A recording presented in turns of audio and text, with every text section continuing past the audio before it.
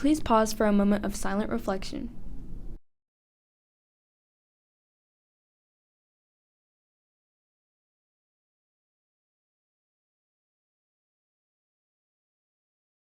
Please stand for the Pledge of Allegiance. I pledge allegiance to the flag of the United States of America and to the republic for which it stands, one nation, under God, indivisible, with liberty and justice for all.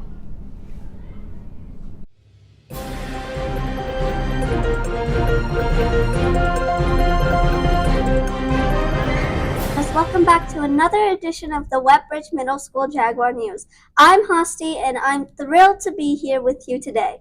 And I'm Miriam. Now, Jaguars, we have an important announcement to share with you. This weekend marks the beginning of Ramadan for Muslim friends and community members like me and my co-host here.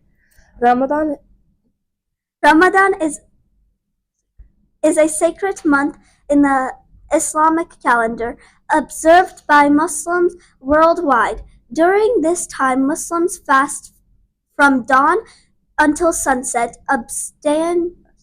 abstaining from food, drinks, and other physical needs as a form of worship and self-discipline. But Ramadan isn't just about fasting. It's a time for reflection, prayer, and spiritual growth. It's a month of increased devotion where Muslims strive to strengthen their relationships with Allah and practice empathy and compassion towards others. Speaking of empathy and compassion, let's take a moment to appreciate the diversity and unity within our school community. Our students embody these values every day, showing kindness and respect to one another regardless of our differences. As we celebrate the start of Ramadan, let's also celebrate the rich tapestry of cultures and traditions that make our school so special. Let's continue to support and uplift one another, fostering an environment of understanding and inclusivity. To all of our Muslim friends observing Ramadan, we wish you a blessing and fulfilling month. May this time of reflection bring you peace, joy, and spiritual enlightenment. That's all for now, Jaguars. Thanks for tuning in. Remember, stay kind, curious, and stay Jaguar proud. Until next time, have a great day. Bye!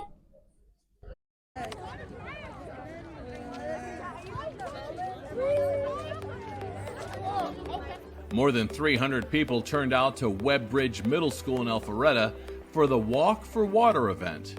The 5K walk is done while carrying a gallon of water to symbolize the walk women of the Sudan do every day to get clean water.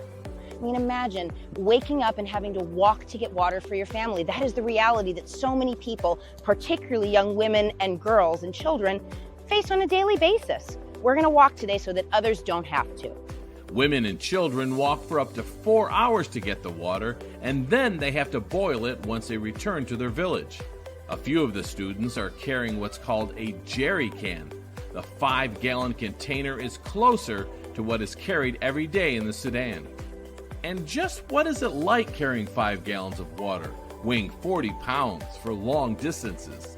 It makes me notice how hard they must have to work every day just to walk to get water. This is also an informational walk, where participants stop at different stations along the way to get educated on a variety of topics, like this one on cholera. So the water that they first get is dirty water, so they would have to go home and boil their water unless they'll be drinking dirty water, and they could get sick and get diseases. They could get many diseases like cholera, diarrhea, and guinea worm. What we're doing today helps prevent all of these diseases from happening. The middle school does it in partnership with the nonprofit Water is Basic.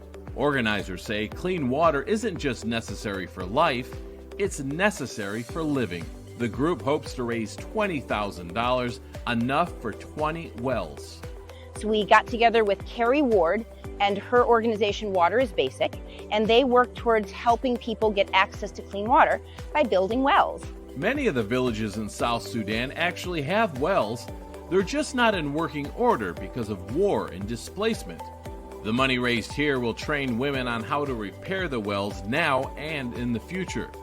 At the end of the walk, participants take part in a village market, symbolizing the bright future that can be obtained once the entire day isn't about getting water. We are problem solvers. We see this problem, we're going to fix it. Covering Alpharetta, Lee Patrick Sullivan, Neighborhood TV.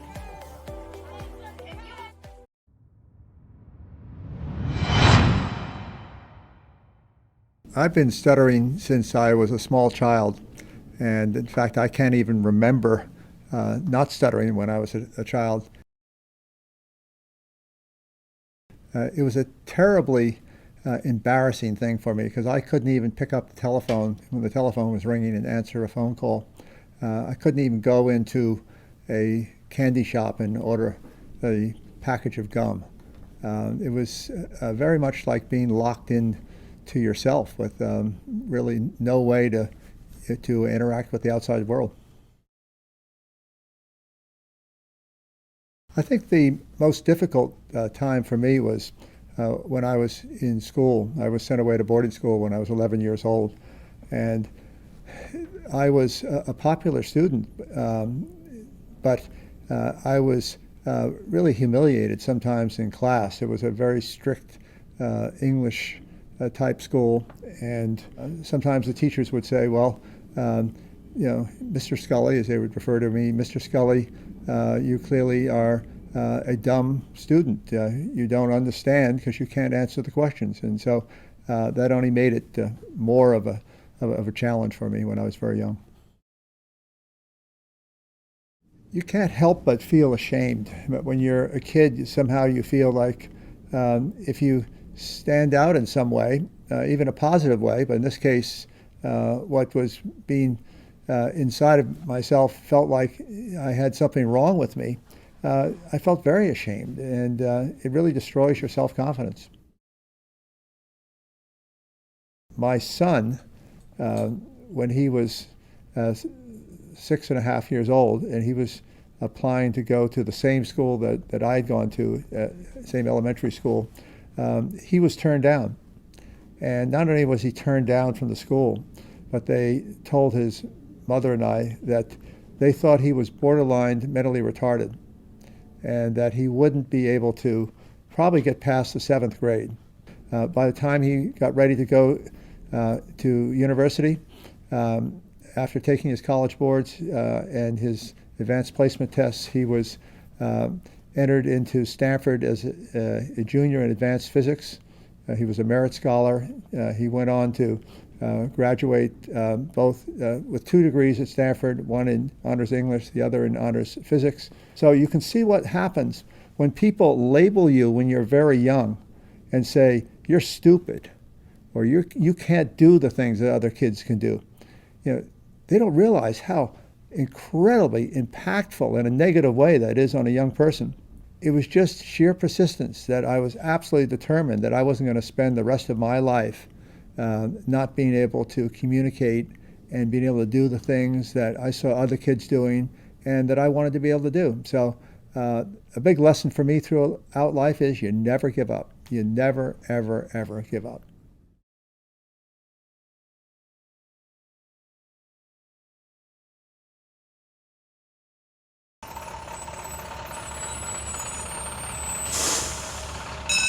Biology first.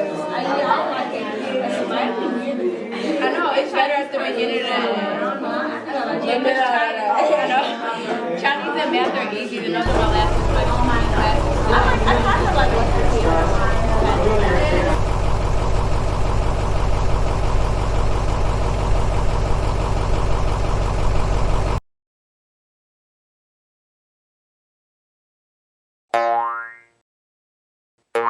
Looking for something to do this weekend?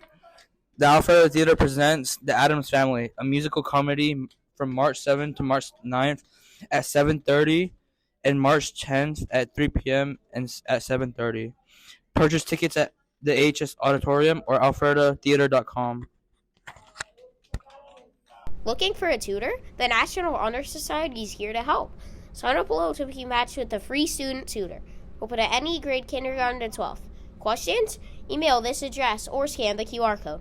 5 and 8:25, and enjoy the walk and ride to school.